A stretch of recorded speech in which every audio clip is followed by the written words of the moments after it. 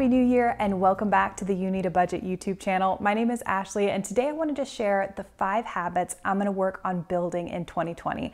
And as I share mine, feel free to share yours in a comment down below and we can root for each other, because while some of these are things I've done in the past and I want to bring with me into the new year, a couple of these are brand new, so I'm going to need all the encouragement I can get. First up is journaling. This is something I do off and on, and when I'm doing it consistently, I feel so good, so I don't know why I ever stop. So this is something I'd love to really commit to in the new year and make journaling part of my morning routine. I'm very much a multitasker, and when I'm journaling, I feel like I take a pause, I focus on just that, and it helps me to organize my thoughts so I have a more focused day. This is the journal I used most often in 2019. It's the 5-Second Journal by Mel Robbins. It's undated, which I like. It takes off a little bit of the pressure. If I miss a day, I don't feel quite as bad.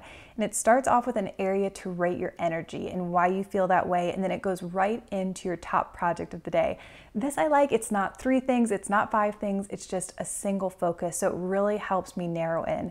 When I filled this out this morning, filming this video was my top project of the day. When I was thinking through why this project mattered to me, of course, this is my job. This is why YNAB hired me to film these videos.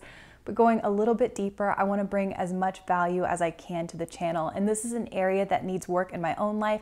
So I'm hoping by sharing my own experience, I can help you guys and we can work together to put into place the habits and systems in our life to have a really successful 2020. There's a spot for gratitude and then an entire blank page that can be for whatever you need it to be. So of course, this is not the only journal. I see a lot of people talk about the self journal, I think, from Best Self.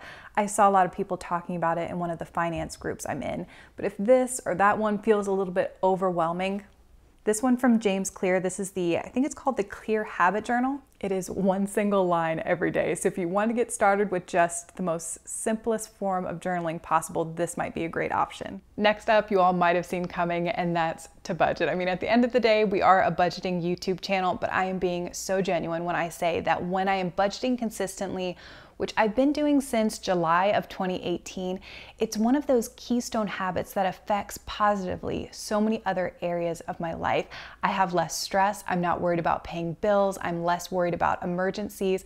I have a deeper relationship with my husband because when we're budgeting, we're thinking about the future, we're making goals, and we're communicating more. And if I'm being true to my budget, I am eating out less and hopefully being a little bit healthier by cooking food myself. Budgeting also gives me room for spontaneous fun. A week and a half before Christmas, Jeremy called me and said, I have bad news, but I have an idea. I might be getting called overseas for work and I'd have to leave Christmas Eve, but what if we take off a week and we go down to Charleston, South Carolina, which is one of our favorite cities, and we celebrate Christmas early? Because I'd been setting aside small amounts of money from each paycheck into a travel vacation fund, I didn't have to think about it. I didn't have to worry about, oh, this trip is just gonna have to all go on a credit card. The money was sitting right there. So I said, absolutely. And budgeting helped me take what would have been a sad situation about him not being here on Christmas, and we ended up having a blast. We ate at all of our favorite restaurants and just really enjoyed time together. So budgeting helped me do that. If you're looking for ways to be more consistent with your budget, the absolute easiest is just to check it every single day. It's a part of my morning routine. I feel really good when I open it up and I make sure that everything is looking good. And then the second step is that when you're out and about shopping, pull up the mobile app and check that category to make sure you have enough funds. When I started doing that, that is when I felt like I started getting a lot of traction and started making a lot of progress. Number 3 on the list, I think, is going to be the one that takes the most effort on my part, and that is to be active. I've always told myself I'm not really a gym person, that's not my scene, I'm just kind of weak, it is what it is. But a while back, they built an Orange Theory Fitness in my neighborhood, and for some reason I was really intrigued by it. My parents have done Orange Theory in the past and they loved it, but I just thought, well, either one, I will go in and I will fall off the rowing machine because my body is just not used to expending that much energy, or I'll be so embarrassed because they put your heart rate numbers up on a screen for everybody to see, and everybody's gonna see my heart rate going berserk.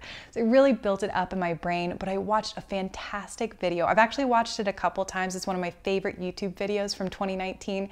It's on the channel Better Ideas, and I think the full name is How I Tricked My Brain into Doing Hard Things.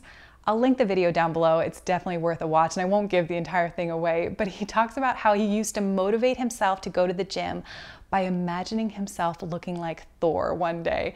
And he realized that there is a huge difference When we imagine our best selves, looking the way we look, feeling the way we want to feel, that's a great feeling. And it feels a lot different than actually going to the gym and putting in the work. That is hard. Our muscles get tired. It's sweaty. So instead of focusing on the outcomes, it's all about changing your mindset to, I'm an active person, and an active person goes to the gym. It becomes like a natural thing that you do. So changing your mindset. And he also talks about clicking or bunching, I think is what the term he uses, bunching habits together. So it's a fantastic video. Again, I'll put it down below. So I took my first Orange Theory class in November. I didn't die. I felt like I was a couple times, and I don't think I've gone to a class where the instructor has not had to come over and correct my form in some manner, but I am learning, and I'm hopefully going to get a lot stronger in 2020. So I'm going to start out, I've signed up for 2 classes a week, and I feel like that's a good starting point for me, and we'll see where the year takes me. Number 4 is to charge my phone outside the bedroom. And this, I know, sounds like a small thing, but I feel like when I'm doing it, I get more productive time back in my day. So if I charge the phone next to my bed, I'm either 1, likely to snooze in the morning, or 2, lose 30 minutes checking email and scrolling because it's so convenient because it's right there. So instead, if I put it in the bathroom when the alarm goes off, I have to physically get out of bed, walk out of the room and into the bathroom to turn it off. So I'm already starting my morning on a good note. And then in the evening, if I have to put it in the bathroom to charge, I don't have that temptation to scroll mindlessly before bed, and I'm more likely to grab a book, which is always a good thing. Number 5 is a big one. I feel like this, along with be active and budgeting, these are habits that will have the ripple effect into other areas of my life. So my 5th habit I want to build in 2020 is to work deeply each day. And when I got started with YNAB, in my welcome packet, they included this book, which is Deep Work by Cal Newport. And he defines deep work as the ability to focus without distraction on a cognitively demanding task. And as you can probably tell, this book had quite the impact on me. It kind of blew my mind. It's not one of those fluffy feel-good personal development books. It's pretty dense. It took me quite a while to get through it, but this is something I know that I need. I am so distractible. To build this into a daily routine, the first thing I'm gonna do is start planning out my day in Google Calendar and time batch, and just give myself estimates of how long I think certain tasks will take, and then I can make adjustments as I go along. I was talking about deep work with Erin at YNAB, and she said, it's like a muscle that you have to work out. I can't just wake up tomorrow morning and say, I'm gonna work deeply for 4 hours a day. I do not have that ability. So especially when I'm editing these videos, I feel like I'm so easily distracted by a Slack message, an email, a text message.